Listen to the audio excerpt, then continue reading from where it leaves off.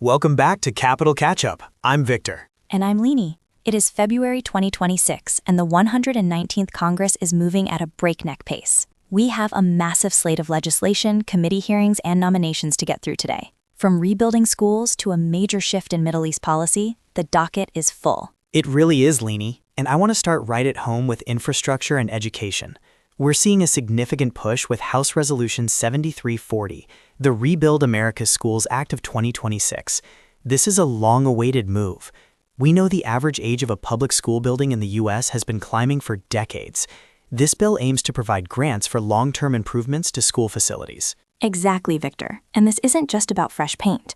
This builds on previous efforts to address safety hazards, things like ventilation, which we learned was so critical a few years back, and digital infrastructure. It pairs interestingly with House Resolution 7342, which amends the Public Works and Economic Development Act. That bill is laser-focused on reshoring jobs, providing grants to facilitate projects that move employment sources from outside the U.S. back to American soil. It's a 1-2 punch for the domestic economy. Fix the schools and bring back the jobs. Speaking of the economy, we have to talk about the social safety net. House Resolution 5129, the Closing the Meal Gap Act of 2025, is on the table. For listeners who follow nutrition policy, this is significant.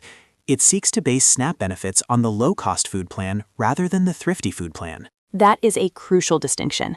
The thrifty plan has been criticized for years as being unrealistic for the actual cost of healthy food in modern America. Moving to the low-cost plan would essentially raise the baseline benefit for millions of struggling families. On a related note regarding accessibility, I was happy to see House Resolution 1175, the Blind Americans Return to Work Act. The current system often penalizes blind Americans who want to work by cutting off benefits too abruptly.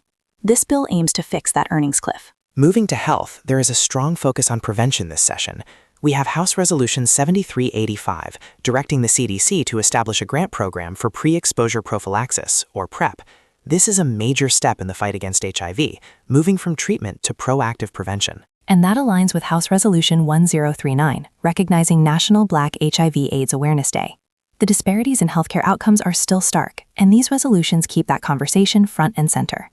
We also saw House Resolution 1037, designating February 4th, 2026 as National Cancer Prevention Day. Let's pivot to energy and national security because the two are becoming inseparable.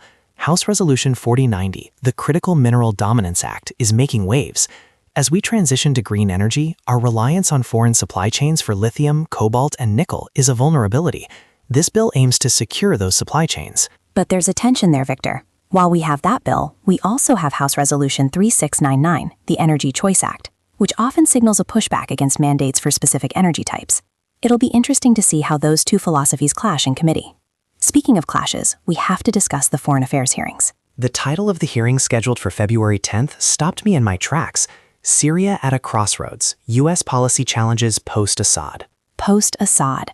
That is a massive geopolitical marker. It implies the 119th Congress is dealing with a completely new reality in the Middle East. The State Department is under the microscope with a hearing on restoring mission focus, looking at authority and accountability in the Foreign Service. And closer to home, the security concerns are digital. The Transportation Committee held a hearing titled Embedded Threats. We're talking about foreign ownership and hidden hardware in America's transportation systems. This ties back to that Critical Mineral Dominance Act. It's all about decoupling from adversarial nations. Which brings us to the people tasked with managing these systems. We have several nominations. Daniel Edwards is up for Assistant Secretary of Transportation, and John DeLeewu is nominated for the National Transportation Safety Board. Given those hearings on transportation threats, their confirmation hearings will likely be grueling. We also have a slew of judicial nominations, including Justin R. Olson for the Southern District of Indiana and Nicholas John Ganji for the Southern District of Texas. The Senate is going to be busy with confirmations. I want to make sure we cover the Veterans Affairs Committee, Victor. They have been incredibly active. There is a legislative hearing covering a dozen bills. One that stands out is House Resolution 1004, the Love Lives On Act. That's a vital piece of legislation.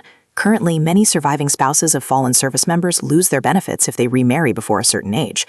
This act looks to remove those penalties.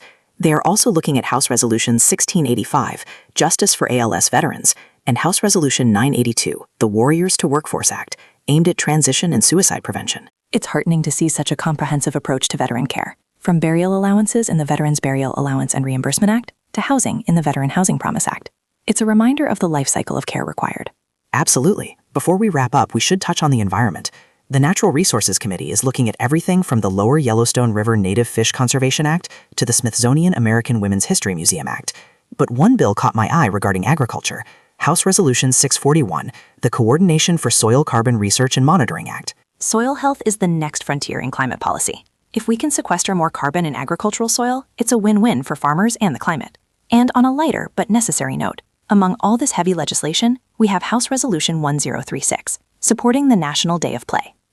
Honestly, with the intensity of the Anti-Semitism Awareness Act, House Resolution 1007, and the weighty Democracy and Design Act, House Resolution 1584 on the docket, we probably all need a reminder to take a break. We certainly do. Finally, we should note House Resolution 1038.